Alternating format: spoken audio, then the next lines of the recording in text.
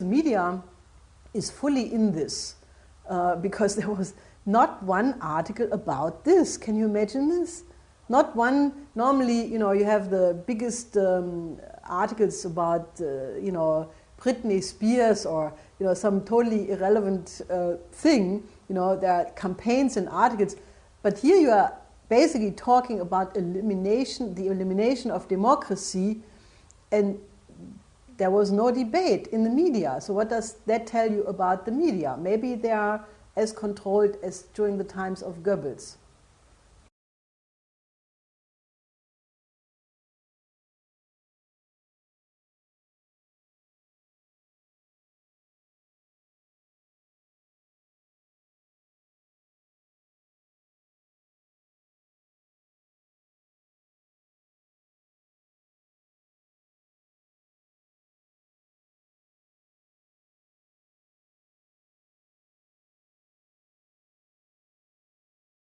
We are presently in the end phase of a financial blowout of the entire global system. And the biggest danger of this treaty, or there are many, but one of the biggest dangers of this treaty is that, for example, already in the Maastricht Treaty and the Amsterdam Treaty, the Stability Pact, the so-called Stability Pact, prohibits states to issue state credit to overcome economic imbalances or crises. And since we are campaigning for a very long time that the only solution for the present crisis is to return to the policies of Franklin D. Roosevelt and the New Deal, that is exactly what would be made completely impossible through this treaty. So therefore, if you have at the same time a European Union treaty which absolutely makes it obligatory to solve the problem with austerity, you go back de facto through the policies of Hjalmar Schacht, who was the finance minister of Hitler, or you go back to the corporativism of Mussolini, without any possibility that the state can intervene in the form of a New Deal like FDR did it in the Depression of the 30s. Now, the biggest danger, therefore, what we see in this treaty is that if, in the United States, the plans to impose Mayor Bloomberg in some fashion as a president of the United States, and you would have a similar approach in the form of the Lisbon Treaty in Europe, basically both the United States and Europe being united through a corporativist, fascist austerity policy, I think that would be the sure road to a new dark age and, in all likelihood, World War III. So it's on these grounds that I think we need to have at least a debate. It's not that I expect everybody to agree with what I'm saying, but since the changes of this proposed treaty are so fundamental, it is supposed to end democracy, it is supposed to transform the character of the European Union completely, it prohibits economic recovery programs, and all of this is not known to the population. So therefore, the effort by the governments to ratify it quickly through the parliaments without a popular vote, without a debate, and then publish the text of the treaty afterwards so that the parliamentarians afterwards can read what they signed, I think this is one of the biggest scandals, and that's why I'm working very hard right now with other groups and institutions throughout Europe to have at least a referendum and to have a vote about it and have the population know what this is.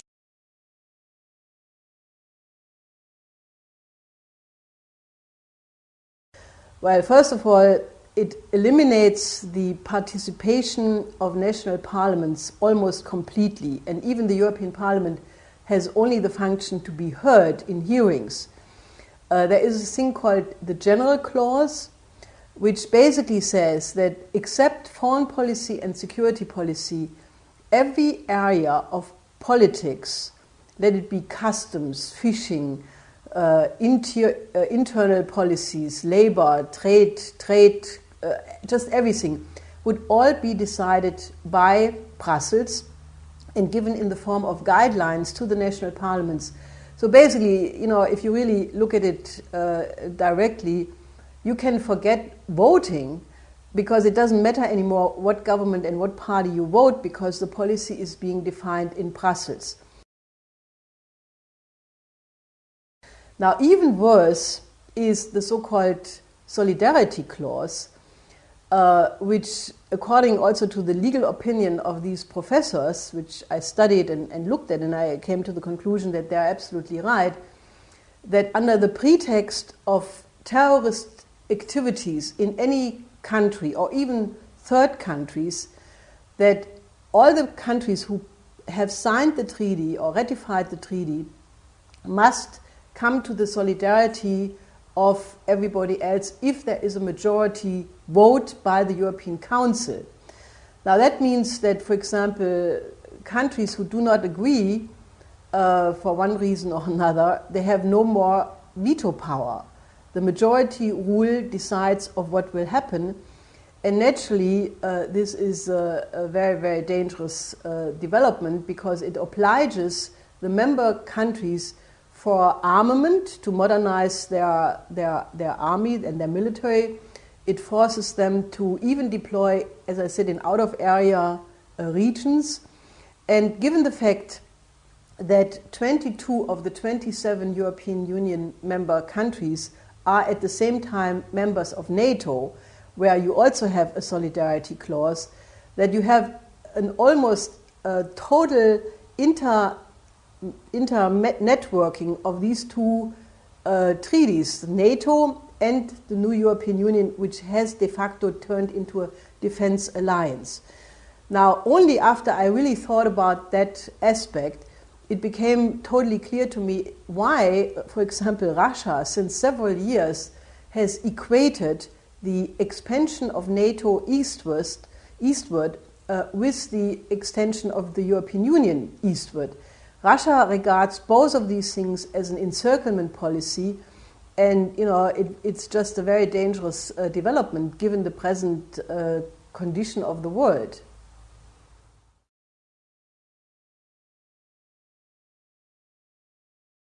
There was an interesting article by somebody who could be called a spokesman for the City of London, Ambrose Evans Pritchard, who about 2 weeks ago had an article in the Daily Telegraph where he said that if this Lisbon Treaty is signed, Great Britain should leave the European Union altogether. Now, he said the reason is that even if the present European Union policy is totally British interest and totally British policy, that if Great Britain would join such a treaty and for some reason in the future the combination of governments would change, then Great Britain could be ruled by a European bureaucracy against its will. So he said even that is too much for us, the British. But he acknowledged absolutely that the present policies coming from Brussels are indeed exactly what the British Empire really wants. And therefore it should not surprise anybody